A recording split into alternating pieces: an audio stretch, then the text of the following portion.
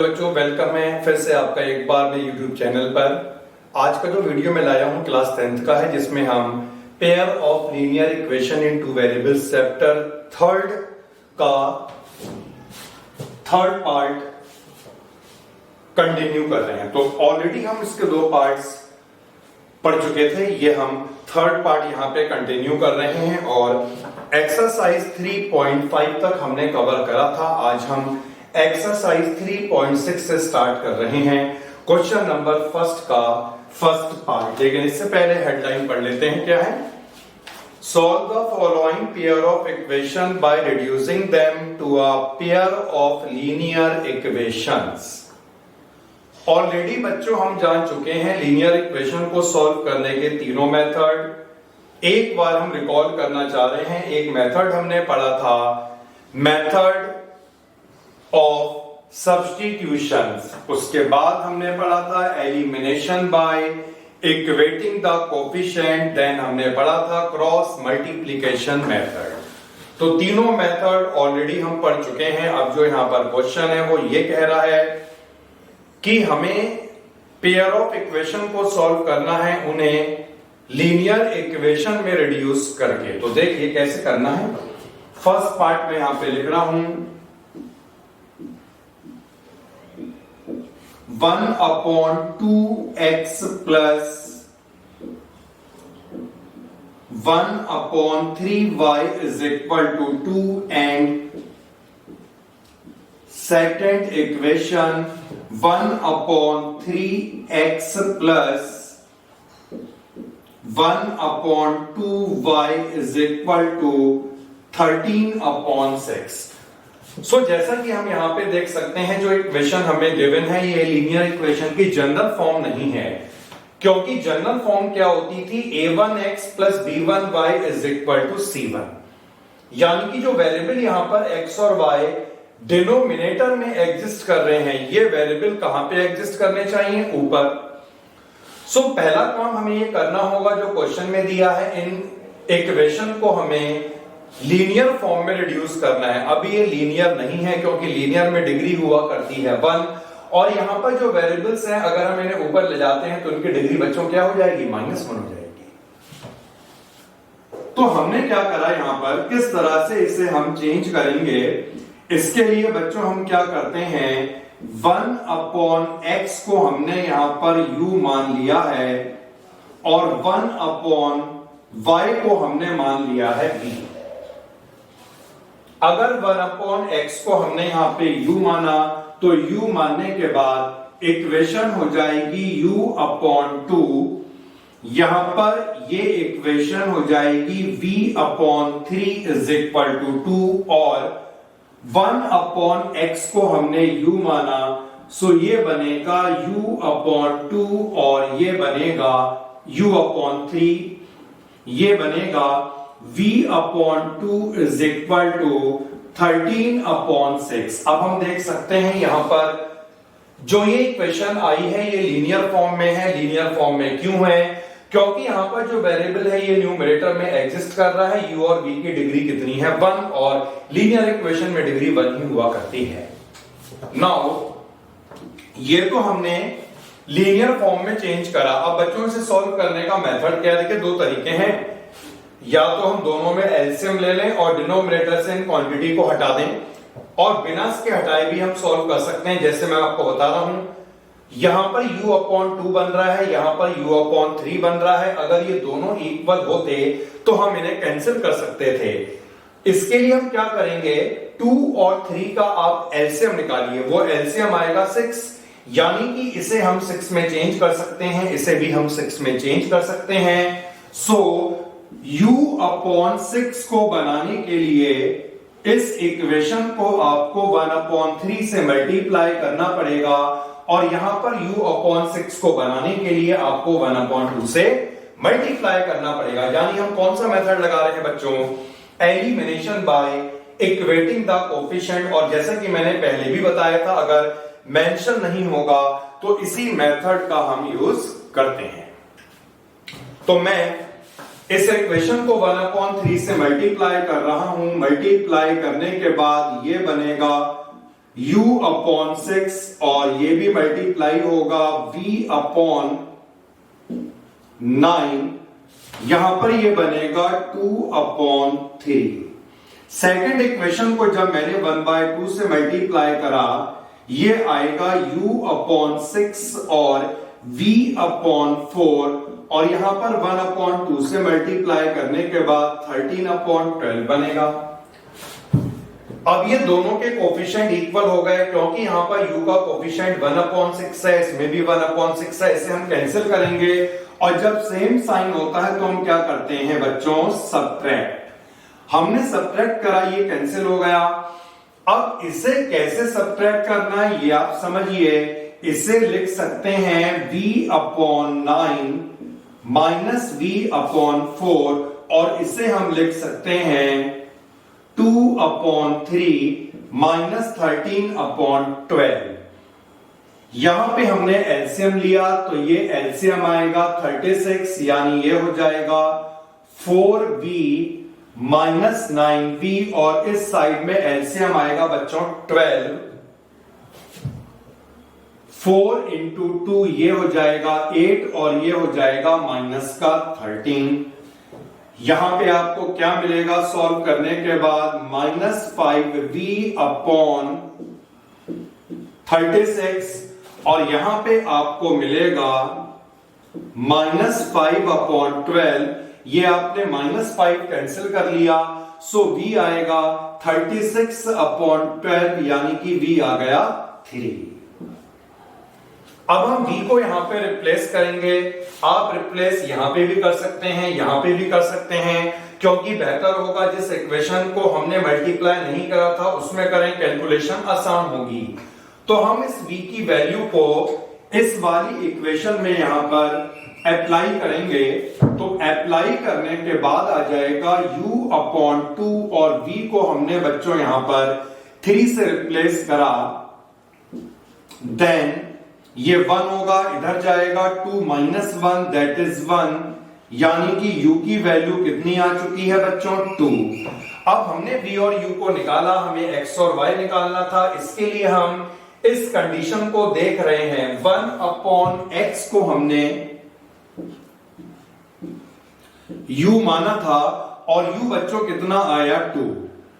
Reciprocal कर लें, cross multiply कर लें, कुछ भी कर लें, इससे आपको x मिलेगा 1/2 और इसी तरह से 1/y को हमने v माना था, v कितना आया है 3, यानी y की वैल्यू कितनी आएगी 1/3। सो इस तरह से ये मेथड वर्क करेगा।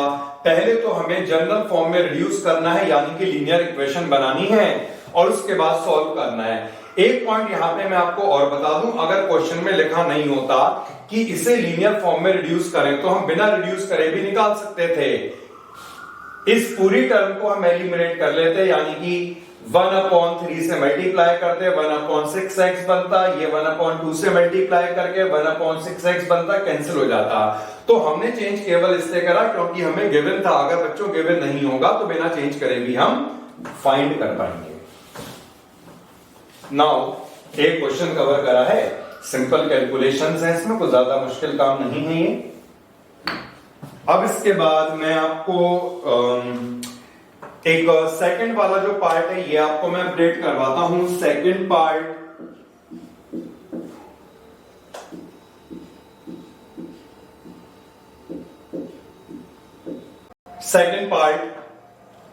तो 1/√x और 1/√y यहां पर गिवन है। लीनियर इक्वेशन की स्टैंडर्ड फॉर्म नहीं बन रही है बच्चों, क्योंकि एक्सपोनेंट यहां पे क्या है 1/2, ऊपर ले जाएंगे -1/2, तो हमें भी यहां पर इसे रिड्यूस करना पड़ेगा। इसे रिड्यूस करने के लिए हमने क्या करा, 1/√x को हमने u मान लिया है और 1/√y को हमने मान लिया है v। इतना एज्यूम करने के बाद ये इक्वेशन किस फॉर्म में आ जाएगी, 2u plus 3v is equal to 2, 4u minus 9v is equal to -1। अब बहुत सिंपल सा पॉइंट है, देखिए हमें केवल यहां पर एक ही इक्वेशन को मल्टीप्लाई करना है, ऐसा नहीं हम दोनों को मल्टीप्लाई करें। अगर मैं केवल इस इक्वेशन को 3 से मल्टीप्लाई करता हूं, ये 9 बन जाएगा और कैंसिल हो जाएगा। सो हम केवल इस वाली इक्वेशन को ही 3 से मल्टीप्लाई करेंगे और इस इक्वेशन में हम यहां पर कोई भी चेंज बच्चों नहीं करने वाले हैं। तो जब हमने इसे 3 से मल्टीप्लाई करा, ये आएगा 6u plus 9v is equal to 6, ये ऐसी रहेगा। 4u minus 9v is equal to -1। अब साइन यहां पर बच्चों पहले से ही अपोजिट है, तो ये कैंसिल हो सकते हैं सिंपली ऐड करने के बाद। इन दोनों को हम ऐड करेंगे, ये कैंसिल हो गया और ये कितना आएगा यहां पर 10u 6 माइनस 1 आ जाएगा 5, और इससे u की हमें वैल्यू मिलेगी 1/2। अब इस वैल्यू को मैं इक्वेशन में रिप्लेस करूंगा, तो मैं यहां पर u की वैल्यू को बच्चों इसमें रिप्लेस कर रहा हूं 2, ये मैंने u को लगाया 1/2।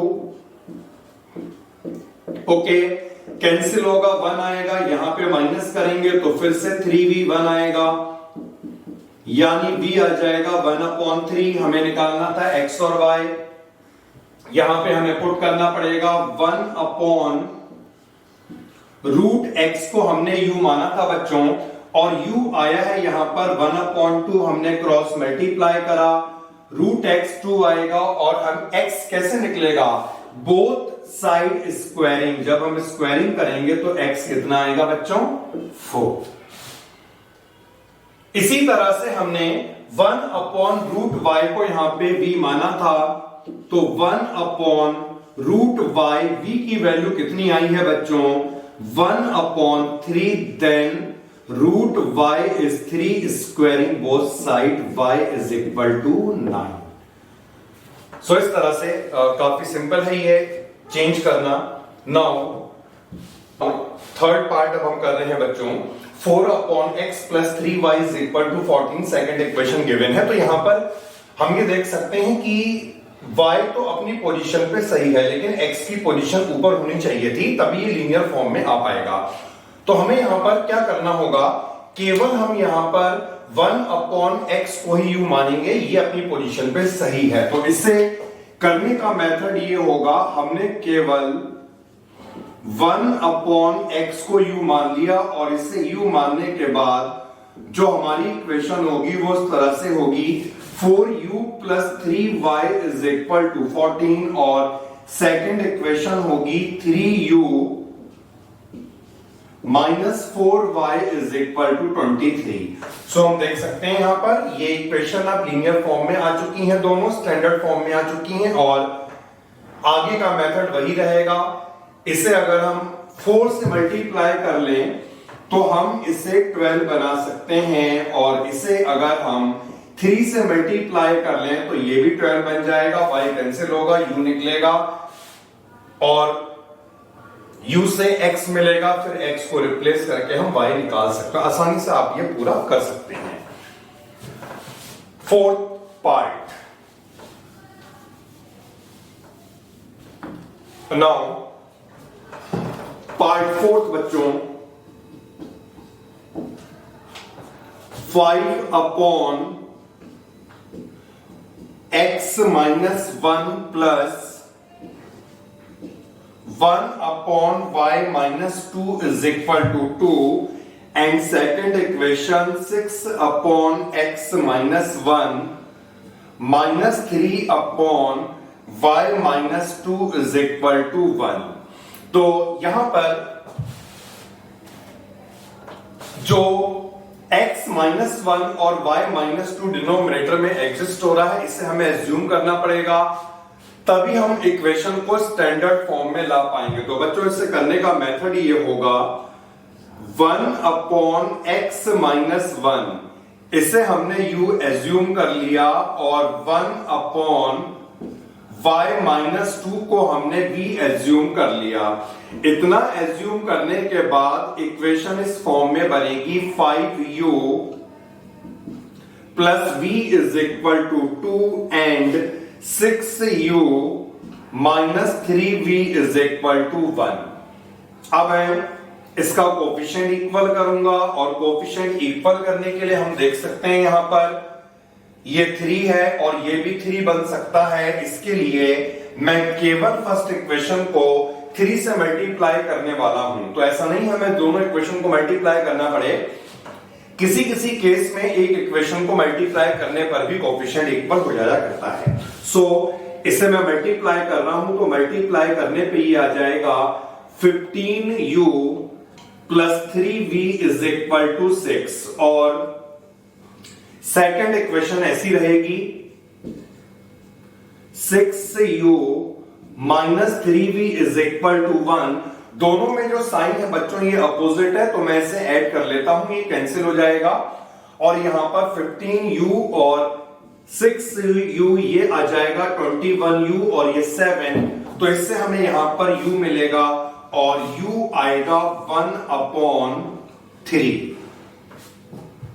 अब मैं इस u की वैल्यू को कहीं रिप्लेस करूंगा और इससे मैं निकालूंगा v, तो मैं इसे जो है यहां पर रिप्लेस कर लेता हूं क्योंकि u 1/3 आया और यहां पर अगर हम रिप्लेस कर रहे हैं तो ये भी यहां पे कैंसिल हो जाएगा। तो मैं सेकंड इक्वेशन में u की वैल्यू को रिप्लेस कर रहा हूं 6 multiplied by 1/3 minus 3v is equal to 1।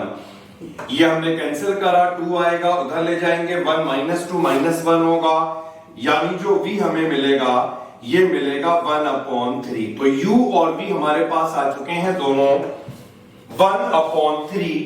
u हमने एज्यूम करा था 1/x माइनस 1, तो मैं यहां पर u की वैल्यू को पुट करूंगा 1/x माइनस 1 और ये 1/3 के इक्वल होगा। जब हम क्रॉस मल्टीप्लाई करेंगे तो इससे x हमें मिलने वाला है 4 और इसी तरह से v को हमने 1/y माइनस 2 एज्यूम करा था, तो 1/y माइनस 2 v की वैल्यू है 1/3, इसे मैं क्रॉस मल्टीप्लाई करूंगा, so y minus 2 is equal to 3 और इससे मुझे y मिलेगा 5। सो x 4 और y 5 ये हमारा आंसर आ चुका है। नाउ अब हम मूव करते हैं फिफ्थ पार्ट में।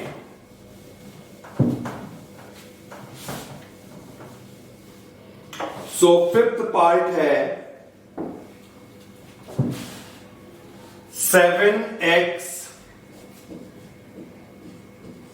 माइनस 2y अपॉन xy और इज इक्वल टू 5। तो ये फर्स्ट इक्वेशन गिवन है, सेकंड इक्वेशन भी इसी फॉर्म में है।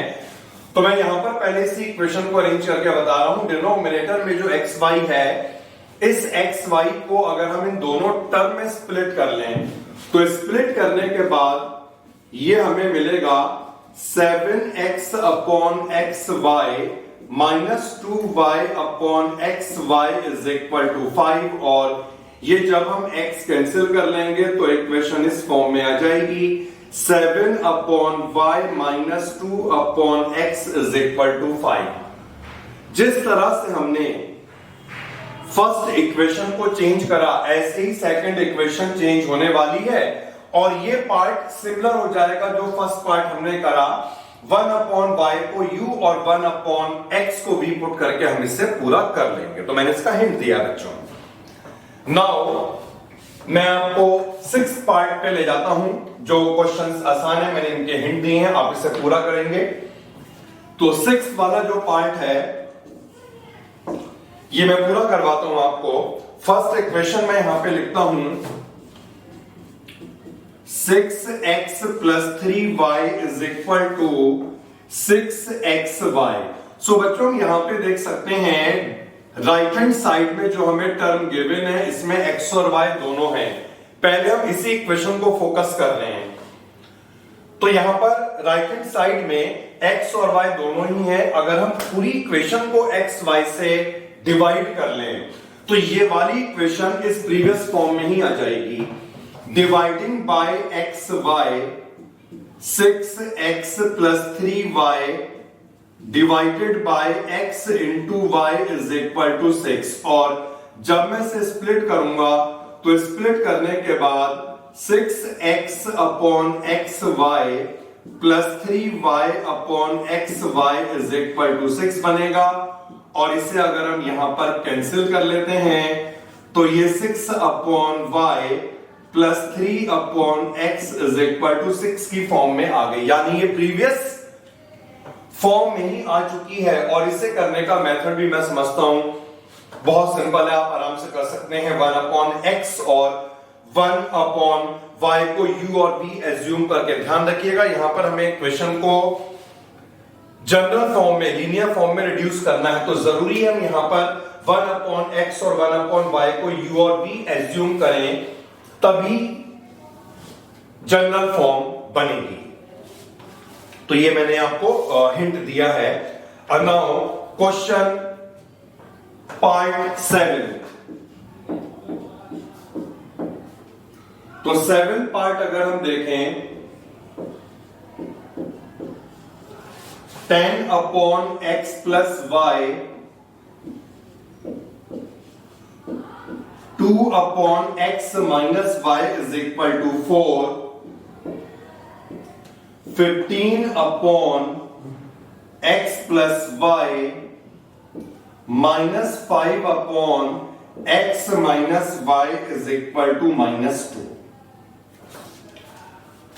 डिनोमिनेटर में यहां पर x और y दोनों ही एग्जिस्ट हो रहे हैं। अगर ये लिखा नहीं होता कि हमें इसे लीनियर फॉर्म में कन्वर्ट करना है, तब भी हम इसे u और v एज्यूम करके ही कर पाते, क्योंकि यहां पर दोनों ही वेरिएबल डिनोमिनेटर में एग्जिस्ट हो रहे हैं। तो इसे करने का मेथड बच्चों ये रहेगा, 1/x प्लस y को मैंने u एज्यूम कर लिया है और 1/x माइनस y को मैंने v एज्यूम कर लिया।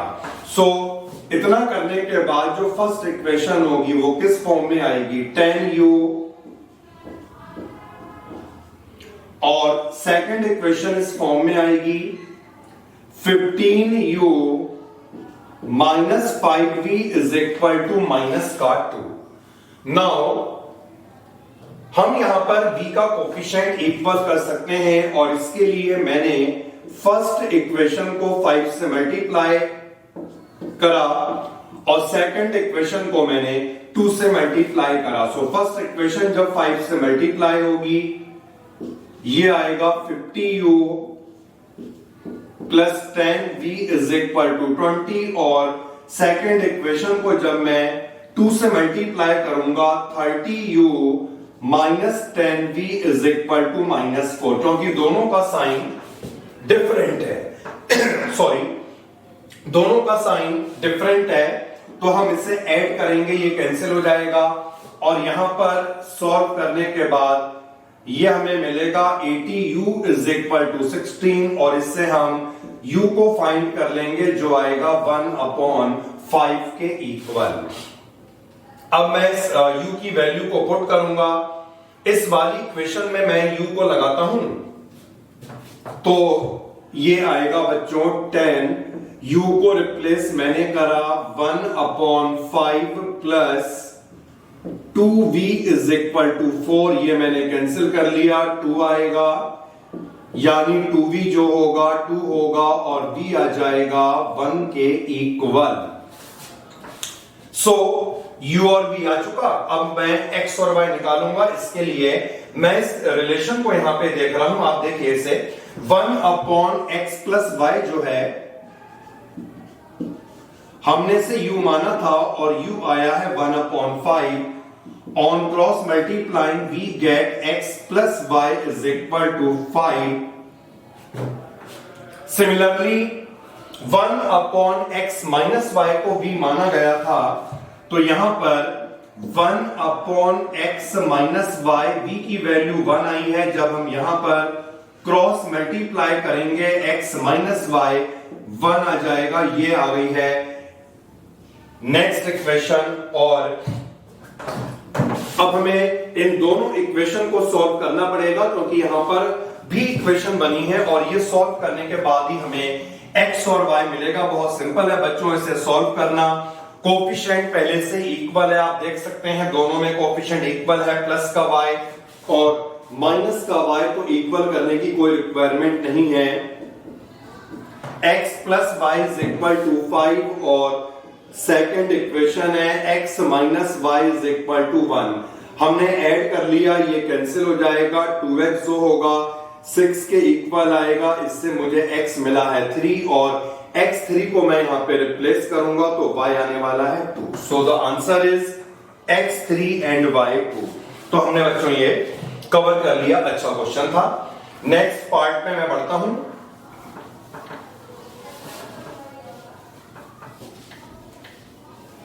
नाउ 8th पार्ट,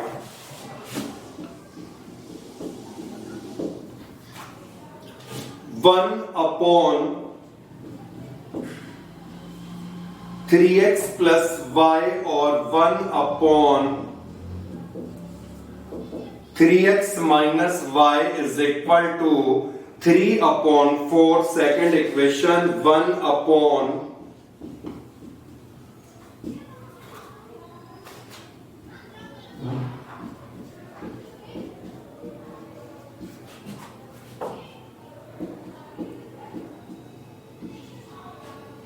सो यहां पर डिनोमिनेटर में फिर से दोनों वेरिएबल आ गए हैं और 3x प्लस वाई दोनों का डिनोमिनेटर यहां पर कॉमन है, इसमें 3x माइनस वाई दोनों के डिनोमिनेटर में कॉमन है। सो हमें क्या करना होगा, 1 अपॉन 3x प्लस वाई को हमने u एज्यूम कर लिया और 1 अपॉन 3x माइनस वाई को हमने v एज्यूम कर लिया। तो इक्वेशन किस फॉर्म में आएगी बच्चों, u plus v is equal to 3 upon 4 and second equation u upon 2 minus v upon 2 is equal to minus 1 upon 8। Okay, तो इक्वेशन मिल गई है u और v की फॉर्म में। अब अगर हम इस वाली इक्वेशन को 2 से मल्टीप्लाई कर लें तो हम देख सकते हैं यहां पे 2 से मल्टीप्लाई होगा तो यहां पर ये 2 कैंसिल होगा और माइनस भी आ जाएगा, जिससे आसानी से हम फाइंड कर लेंगे वैल्यू को। तो केवल सेकंड इक्वेशन को हम 2 से मल्टीप्लाई कर रहे हैं और 2 से जब मल्टीप्लाई करेंगे ये आएगा u minus v is equal to minus का 1 अपॉन 4, इसे हमने ऐड कर लिया, ये 2u बनेगा और ये 3/4 माइनस 1/4 यानी 2/4 जो आएगा 1 अपॉन 2, इससे हमें u मिलेगा 1 अपॉन 4 और u मैंने निकाला है, u को रिप्लेस करिएगा। फर्स्ट इक्वेशन, इस वाली इक्वेशन में हम u को रिप्लेस कर रहे हैं, so 1 upon 4 plus v is equal to 3 upon 4, इससे v मिलेगा हमें 2 अपॉन 4 यानी कि v आएगा 1 अपॉन 2।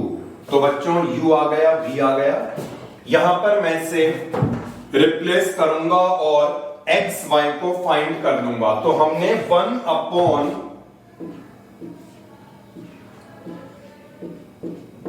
3x प्लस वाई को u माना था और u की वैल्यू 1 अपॉन 4 आई है, इसका मतलब है 3x प्लस वाई 4 होगा, ये एक इक्वेशन बन गई। सिमिलरली इसे 1/2 माना था तो यहां पर 1 अपॉन 2 आएगा, इससे इक्वेशन क्या बनेगी,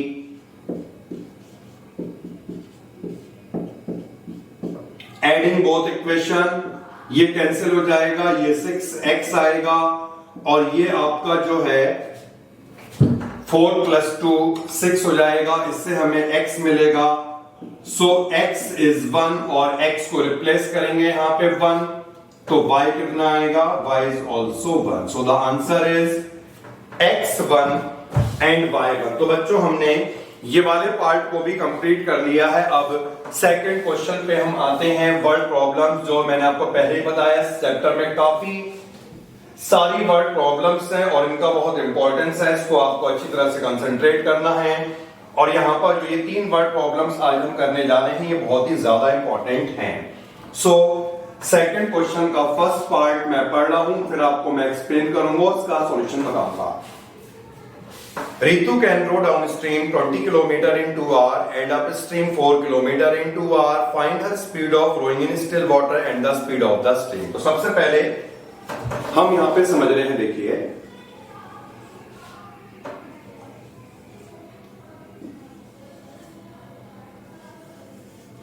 तो ये हमने स्ट्रीम को डिनोट करा है। दो चीजें इस क्वेश्चन में हैं, दो स्पीड इस क्वेश्चन में है। एक तो स्पीड यहां पर होगी स्ट्रीम की, स्ट्रीम का मतलब है स्पीड ऑफ करंट, यानी वाटर का जो फ्लो है उस फ्लो की स्पीड, और जो दूसरी स्पीड होगी ये होगी स्पीड ऑफ बोट। तो दो चीजों को हमें ध्यान देना है। One is the speed of current, speed of flow of water जिसे हम कह सकते हैं। Second is the speed of the boat. तो इससे पहले हम क्वेश्चन करें अप स्ट्रीम और डाउन स्ट्रीम का मतलब क्लियर कर लेते हैं। तो बच्चों ये तो हमने डायरेक्शन डिनोट करी है, मतलब जो यहां पर वाटर का फ्लो होगा ये इस डायरेक्शन में होगा, और ये रही हमारी बोट। तो बोट की डायरेक्शन अगर हमने मान लिया इस तरफ है, यानी बोट की जो डायरेक्शन है वो वाटर के फ्लो के डायरेक्शन के अपोजिट हो गई। वाटर का फ्लो इस तरफ है और बोट जो है वो अपोजिट डायरेक्शन में जा रही है। तो जब ऐसा केस होगा तो इसे ही हम बोलते हैं अप स्ट्रीम, यानी कि अप स्ट्रीम का मतलब हुआ direction opposite to the flow of water या फ्लो ऑफ करंट या फ्लो ऑफ स्ट्रीम। अब सेकंड केस ये है कि ये हमारी बोट हो गई और इसकी जो डायरेक्शन है वो यही है जो वाटर के फ्लो की डायरेक्शन है। तो इसे कहा जाता है बच्चों डाउन स्ट्रीम, यानी दोनों का एक ही डायरेक्शन में होना। तो हमने समझ लिया अप स्ट्रीम क्या है और डाउन स्ट्रीम क्या है। अब इसके बाद हम यहां पर ये एज्यूम कर लेते हैं जो बोट की स्पीड है, मतलब जो बोट जिस स्पीड से ट्रेवल कर रही है वो स्पीड है x किलोमीटर पर आवर, और जो वाटर के करंट की स्पीड है ये है y किलोमीटर पर आवर। तो बोट की स्पीड को हमने मान लिया है x और वाटर के करंट की स्पीड को हमने मान लिया है y। इस वाले केस में जब बच्चों अप स्ट्रीम था तो क्योंकि बोट ऐसे जा रही है और वाटर का जो करंट है वो इस तरफ जा रहा है, तो एक्चुअल स्पीड जो होगी वो बोट की कम हो जाएगी। कितनी हो जाएगी? क्योंकि वाटर की स्पीड जो y है जो अपोजिट डायरेक्शन में है, ये वाटर का करंट इसे इस स्पीड से अपोज करेगा। तो एक्चुअल स्पीड क्या हो गई? x में से y को हमने माइनस कर दिया। अब यहां पर जो बोट की स्पीड है और वाटर का फ्लो है ये एक ही डायरेक्शन में हुए, तो इस कंडीशन में क्या हुआ, इसकी जो एक्चुअल स्पीड हो गई वो बढ़ गई, क्योंकि वाटर का करंट भी इससे आगे बढ़ने में हेल्प करेगा। तो यहां पर स्पीड क्या हो जाएगी? x और y का सम। तो ये सिमिलर इसी तरह से मान लीजिए आप साइकिल से जा रहे हैं और जिस डायरेक्शन में हवा है उसी डायरेक्शन में आप जाएंगे तो निश्चित तौर पे आपकी स्पीड अपने आप बढ़ गई, और अपोजिट डायरेक्शन में आप जाएंगे तो स्पीड आपकी कम हो गई, रिड्यूस हो गई। तो इस तरह से आप ये याद रख सकते हैं। तो इतनी सारी चीजों को हमने क्लियर करा। अब हम क्वेश्चन को पूरा कर रहे हैं। तो हमने सबसे पहले क्या करा, लेट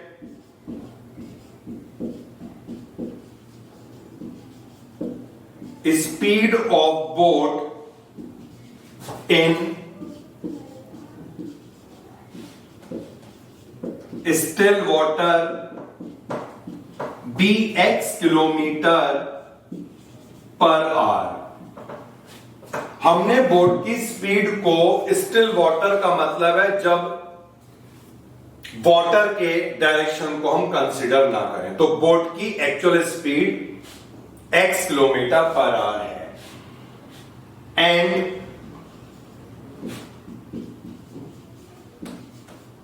स्पीड ऑफ स्ट्रीम, इसे हमने यहां पे मान लिया है y किलोमीटर पर आवर। तो हम देख सकते हैं दोनों केस में स्पीड x है और वाटर के स्ट्रीम की speed y।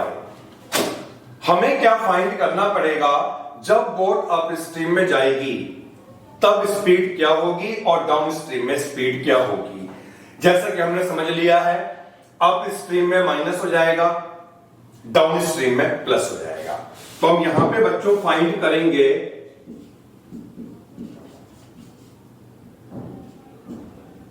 Speed of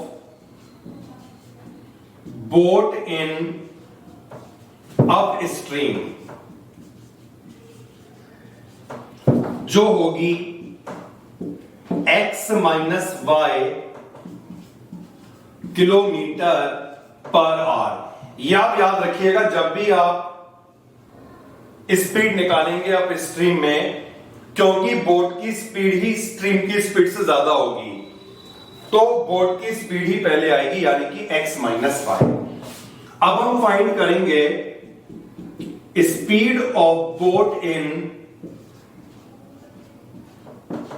down stream. तो डाउन स्ट्रीम में जो बोट की स्पीड होगी ये बढ़ जाएगी, यानी ये आएगा x plus y kilometre per hour. तो बच्चों हमने इतनी चीजों को समझ लिया है, लिख लिया है। अब फिर से एक बार हम क्वेश्चन पे आते हैं। हमें क्या गिवन है, डाउन स्ट्रीम 20 किलोमीटर ट्रेवल होती है 2 आवर में, स्पीड दी है, टाइम दिया है। तो एक फॉर्मूला जो आपको याद रखना पड़ेगा, time is equal to distance upon speed हुआ करता है। डाउन स्ट्रीम का जो हमें टाइम है, डाउन स्ट्रीम का जो टाइम है हमें, ये हमें 2 आवर गिवन है। और टाइम कैसे निकलता है, distance upon speed. Down stream में कितनी डिस्टेंस को ट्रेवल करा बच्चों, 20 किलोमीटर। और डाउन स्ट्रीम की स्पीड कितनी है बच्चों, x प्लस वाई। तो ये हम क्या निकाल रहे हैं, टाइम। डिस्टेंस जितनी भी डाउन स्ट्रीम में ट्रेवल करी डिवाइडेड बाय स्पीड, का मतलब है जो भी डाउन स्ट्रीम की स्पीड थी। और ये कितना गिवन है, 2 आवर गिवन है। तो जब हम इसे डिवाइड कर लेंगे 2 से 20 को, तो हमें यहां पर एक इक्वेशन मिल जाएगी, x plus y is equal to 10। First equation आ गई। इसी तरह से हम एक और इक्वेशन बनाएंगे, यहां पे लिखते हैं से, अप स्ट्रीम का जो टाइम है वो हमें कितना गिवन है, 2 आवर। टाइम कैसे निकलेगा, distance upon speed. Up stream में कितनी डिस्टेंस को ट्रेवल करा, 4, और अप स्ट्रीम की स्पीड कितनी है, x माइनस वाई। जब हम इसे सॉल्व करेंगे तो x माइनस वाई आ जाएगा 2। तो बच्चों में डाल देने हैं और यहां पे सॉल्व करने इसको। 2 इक्वेशंस हमारे सामने आ गई हैं, ये वाली इक्वेशन और काफी सिंपल सी इक्वेशन है, आसानी से x y आएगा। लिख लेते हैं इसे यहां पर, x plus y is equal to 10 और x minus y is equal to 2। अगर हम इसे ऐड कर लें तो 2x हमें 12 मिलेगा, जिससे x आ जाएगा 6 और x6 को अगर हम यहां पे लगाएंगे तो y हमें मिलेगा 4। तो बोट की speed 6 kilometre per our and speed of stream is 4 kilometre per hour. तो बच्चों ये हमने फर्स्ट पार्ट करा है। अब सेकंड वाला जो पार्ट है ये देखिएगा, मैं रीड कर रहा हूं question. 2 women 5 men together finish an embroidery work in 4 days, while 3 women and 6 men can finish it in 3 days. Find the time taken by one woman alone to finish the work and also that taken by one man alone. तो एक point मैं आपको बता रहा हूं, यहां पर जब भी बच्चों इस तरह का क्वेश्चन होगा रिलेशन को अगर हम देखें तो हमें रिलेशन क्या दी है, 2 वुमेन और 5 मैन मिलकर के जो वर्क को करते हैं वो 4 दिन में करते हैं। अब ये तो हमें 2 वुमेन और 5 मैन का टोटल वर्क दे दिया जितने दिन में वो वर्क को पूरा करेंगे, लेकिन दोनों ही केसेस में वुमेन और मैन के लिए वर्क करने की कैपेबिलिटी अलग अलग होगी। हो सकता है कोई वर्क को ज्यादा करे, हो सकता है कोई वर्क को कम करे। जब भी इस तरह की प्रॉब्लम हमारे सामने आएंगी तो इसे सॉल्व करने के लिए हम बच्चों क्या करते हैं, यूनिट क्वांटिटी में चेंज। कैसे करते हैं आपको एक्सप्लेन करता हूं मैं। हमें निकालना क्या है, time taken by one women alone to finish the work and time taken by one man alone to finish the work. यानी 1 वुमेन और 1 मैन वर्क को कितने टाइम में पूरा करेंगे। तो हमने यहां पे एज्यूम कर लिया लेट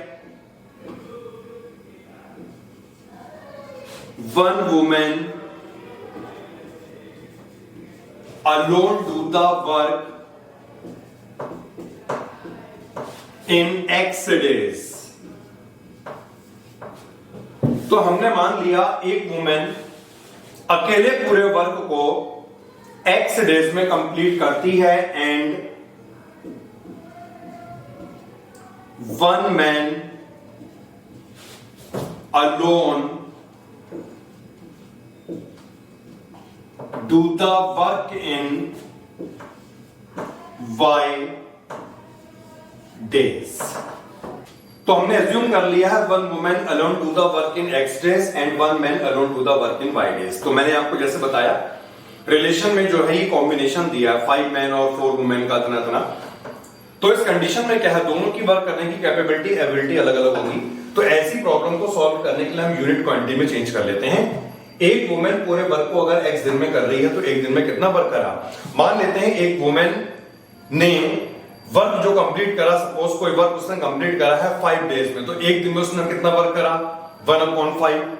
यानी हर दिन उसने 1/5 वर्क कंप्लीट करा, तभी तो पूरा वर्क 5 दिन में कंप्लीट हुआ।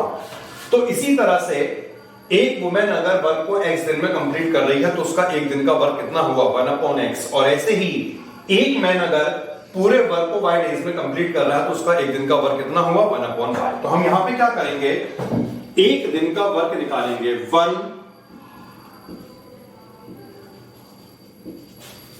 वुमेन 1 डे वर्क जो हो जाएगा 1/X। और हम फाइंड करेंगे 1 मैन 1 डे वर्क जो होगा 1/Y। अब हम आगे बढ़ जाते हैं, क्वेश्चन पढ़ते हैं। क्या दिया है, 2 वुमेन और 5 मैन मिल करके पूरे वर्क को 4 डेज में कंप्लीट कर रहे हैं। एक वुमेन का 1 डे वर्क क्या है 1/X। तो 2 वुमेन का 1 डे वर्क क्या होगा 2/X। एक मैन का 1 डे वर्क कितना है 1/Y। 5 मैन का 1 डे वर्क कितना होगा 5/Y।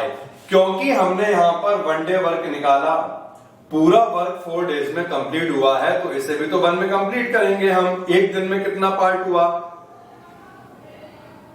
तो 2 वुमेन का 1 डे वर्क 5 मैन का 1 डे वर्क अगर ऐड कर लिया जाएगा इस समय क्या मिलेगा, इन दोनों ने मिल करके एक दिन में जितना वर्क करा। तो अगर ये पूरा वर्क 4 डेज में कंप्लीट कर रहे हैं तो एक दिन में कितना वर्क कंप्लीट करेंगे 1/4। सेकंड रिलेशन हम देखते हैं बच्चों, और सेकंड रिलेशन में क्या दिया हमें, 3 वुमेन और 6 मैन जो हैं ये वर्क को कितने दिन में करते हैं 3 दिन में करते हैं। कैसे बनेगी इक्वेशन, 3 वुमेन का 1 डे वर्क 3/X, 6 मैन का 1 डे वर्क 6/Y। अगर वर्क 3 डेज में हो रहा है तो एक दिन में उस वर्क का कितना पार्ट कंप्लीट होगा 1/3। एक पॉइंट में जो आपको यहां पे समझाना चाह रहा हूं, फर्स्ट क्वेश्चन में हमने क्या करा था, जनरल फॉर्म में रिड्यूस करा था, क्योंकि वहां पे ऐसा दिया था कि इक्वेशन को हमें लीनियर फॉर्म में चेंज करना है। यहां पर ऐसा हमें गिवन नहीं है, तो हम क्या करेंगे, जनरल फॉर्म में रिड्यूस करने की कोई रिक्वायरमेंट नहीं है, मतलब 1/x 1/y को uv मानने की कोई रिक्वायरमेंट नहीं है, सीधे ही हम इसे सॉल्व कर लेंगे। कैसे बच्चों, देखिए अगर आप इसे 3 से मल्टीप्लाई करेंगे 6/x होगा, इसे 2 से मल्टीप्लाई करेंगे ये भी 6/x हो जाएगा, आसानी से सॉल्व हो जाएगा। तो ये पार्ट इसके बाद आप आराम से इसे कंटिन्यू कर लेंगे और u और v एज्यूम कर सकते हैं, रिक्वायरमेंट नहीं है क्योंकि वहां पे गिवन था तो हमने करा, यहां पे गिवन नहीं है तो हम इसे डायरेक्ट भी करेंगे। इंपॉर्टेंट क्वेश्चन हुए बच्चों आज, ये क्वेश्चन भी इंपॉर्टेंट था, इससे पहले जो क्वेश्चन हमने करा है पार्ट वो भी इंपॉर्टेंट था, और एक और जो पार्ट होने जा रहा है ये भी बहुत इंपॉर्टेंट है। Now third part, Roohi travels 300 kilometer to her home partly by train and partly by bus. She takes 4 hours if she travels 60 kilometer by train and remaining by bus. If she travel 100 kilometer by train and the remaining by bus, she takes 10 minute longer. 10 minute longer का मतलब यहां पर ये है, previous case में जितना भी time उसे लगा, इस वाले केस में जो टाइम लगेगा वो उससे 10 मिनट ज्यादा होगा। स्पीड हमें ट्रेन और बस की निकालनी है सेपरेटली, तो हमने क्या करा, let speed of train,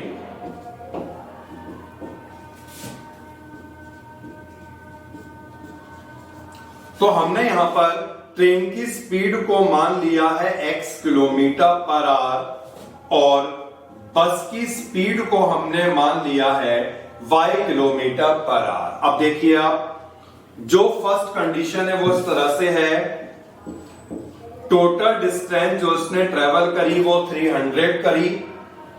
first वाले केस में 4 आवर का टाइम लगा, जब 60 किलोमीटर ट्रेन से ट्रेवल किया गया। अगर 60 किलोमीटर ट्रेन से ट्रेवल किया गया तो रिमेनिंग कितना रह गया, इसमें 60 माइनस करेंगे 240, यानी इतना किलोमीटर इसने बस से ट्रेवल करा। इस कंडीशन में टाइम इसे कितना लगता है, 4 आवर का टाइम। तो जैसा कि हमने अभी फॉर्मूला पढ़ा था, टाइम होता है बच्चों डिस्टेंस अपॉन स्पीड। 60 किलोमीटर अगर ट्रेन से ट्रेवल किया गया तो इस 60 किलोमीटर को ट्रेवल करने में टाइम कितना लगा, 60/x, क्योंकि टाइम होता है डिस्टेंस और जितनी स्पीड का मतलब है जिससे ट्रेवल करा उसकी स्पीड, ट्रेन से ट्रेवल करा ट्रेन की स्पीड।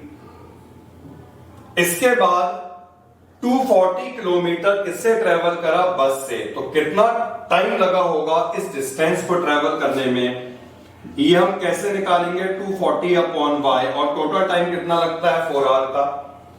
4 से हम डिवाइड कर सकते हैं, सो हमने यहां पे 4 से डिवाइड कर लिया, ये आएगा 15/x plus 60/y is equal to 1, और ये बन चुकी है equation number first. Now second condition पे मैं आता हूं, 100 किलोमीटर ट्रेन से ट्रेवल करा, टोटल डिस्टेंस यहां पर 300 किलोमीटर थी। 100 किलोमीटर अगर ट्रेन से ट्रेवल करा तो रिमेनिंग बस से कितना किया गया होगा, 200, और यहां पर बच्चों जो टाइम लगा that is 10 minute longer. 10 minute longer का मतलब यह है, प्रीवियस केस में जो टाइम लगा था ये 4 आवर का लगा था, अब टाइम 10 मिनट ज्यादा लगा। 10 मिनट ज्यादा का मतलब हुआ, क्योंकि 4 तो यहां पे आवर में गिवन है और जो 10 है वो यहां पर वो मिनट में गिवन है, तो हम क्या करेंगे, इस मिनट को आवर में चेंज करेंगे। मिनट को आवर में चेंज करने के लिए क्या करते हैं, 60 से डिवाइड, तो 4 आवर प्लस 10/60 होगा, जो सॉल्व करके 1/6 आएगा, यानी इसे हम 4 + 1/6 लिख सकते हैं, जिसे मिक्स्ड फ्रैक्शन में भी लिखा जा सकता है। तो मिक्स्ड फ्रैक्शन में हम कैसे लिखेंगे, 4 1/6, क्योंकि इसका मतलब है 4 + 1/6। जब इसे सॉल्व करेंगे तो ये आएगा 25/6। ओके बच्चों, तो 100 किलोमीटर ट्रेवल किया ट्रेन से, कितना टाइम लगा होगा, टाइम कैसे निकाला जाएगा? Distance upon speed. ट्रेन की स्पीड x थी, इतना किलोमीटर बस से अगर ट्रेवल करा तो टाइम कितना लगा होगा? 200 अपॉन y। और यहां पर जो टोटल टाइम हमें गिवन है ये है जो हमने ऑलरेडी चेंज कर लिया था 25 अपॉन x। क्लियर हुआ बच्चों? इस डिस्टेंस को ट्रेवल करने का टाइम, इस डिस्टेंस को ट्रेवल करने का टाइम, दोनों को ऐड करा, टोटल टाइम। हम देख सकते हैं इक्वेशन आसानी से 25 से डिवाइड हो जाएगी। सो हमने यहां पे 25 से डिवाइड कर लिया। 4 upon x plus 8 upon y is equal to 1 upon 6। ये हमने बना दी है सेकंड इक्वेशन। तो हमारे सामने दो इक्वेशन है, अब यहां पे से लिखते हैं और जल्दी से सॉल्व कर लेते हैं। सो फर्स्ट इक्वेशन हमारे पास आई थी 15 upon x plus 60 upon y is equal to 1। और सेकंड इक्वेशन हमारे पास आई है 4 upon x plus 8 upon y is equal to 1 upon 6। तो सॉल्व कैसे करा जाएगा बच्चों? अगर इस वाली इक्वेशन को हम 4 से मल्टीप्लाई कर लें और इस वाली इक्वेशन को अगर हम 15 से मल्टीप्लाई कर लें, तो हमने इसे 4 से मल्टीप्लाई करा 60 अपॉन x, ये मल्टीप्लाई करा 240 अपॉन y, वही बन जाएगी पुरानी फॉर्म। 15 से मल्टीप्लाई करा 60 अपॉन x, ये मल्टीप्लाई करा तो 120 upon y is equal to 15 upon 6 को हमने लिख लिया है सॉल्व करके 3 से। 3 5 जा 15, 3 2 जा 6। अब दोनों में साइन सेम है तो इसे हम सब्ट्रैक्ट करेंगे, ये कैंसिल हो जाएगा। 240 upon y minus 120 upon y, जिसे सॉल्व करके 120 अपॉन y आएगा और इसे हम लिख के सॉल्व करेंगे। इसका मतलब है 4 माइनस 5 अपॉन 2। नाउ ये हमें मिलेगा 120 अपॉन y और जब हमने एलसीएम लिया 8 आएगा। 8 माइनस 5 जो है बच्चों वो 3 अपॉन 2 होगा। तो y को क्रॉस मल्टीप्लाई कर लिया है, ये 240, यानी फाइनली जो हमें y मिलेगा वो 80 मिलेगा, क्योंकि ये 240 हो जाएगा और 240 को हमने 3 से डिवाइड कर लिया है। y 80 आया और मैं कहीं पे से लगाता हूं, यहां लगाते हैं बच्चों, क्योंकि y 80 है तो ये कैंसिल भी हो सकता है। सेकेंड इक्वेशन में हमने y की वैल्यू को लगाया 80, तो ये आ जाएगा 8 upon 80 is equal to 1 upon 6, यानी कि 4 अपॉन x होगा 1 अपॉन 6 माइनस 1 अपॉन 10, तो 4 अपॉन x होगा। इसका एलसीएम यहाँ पे 30 आएगा, यानी बन जाएगा 5 माइनस 3 दैट इज 2। तो हमें यहां पर जो x मिलने वाला है ये मिलेगा 60। तो हमने x फाइंड कर लिया है। Speed of train 60 kilometre per our and speed of बस इज 80 किलोमीटर पर आवर। तो बच्चों यहां तक ये हमने कवर कर लिया है। 3.6 एक्सरसाइज हमारी कंप्लीट हो गई है। आज का टॉप वीडियो बहुत इंपॉर्टेंट है क्योंकि हमने इसमें अच्छे क्वेश्चंस को आज इंक्लूड करा है। तो नेक्स्ट लेक्चर लेके आएंगे जिसमें हम आपको इसकी ऑप्शनल एक्सरसाइज भी कराएंगे।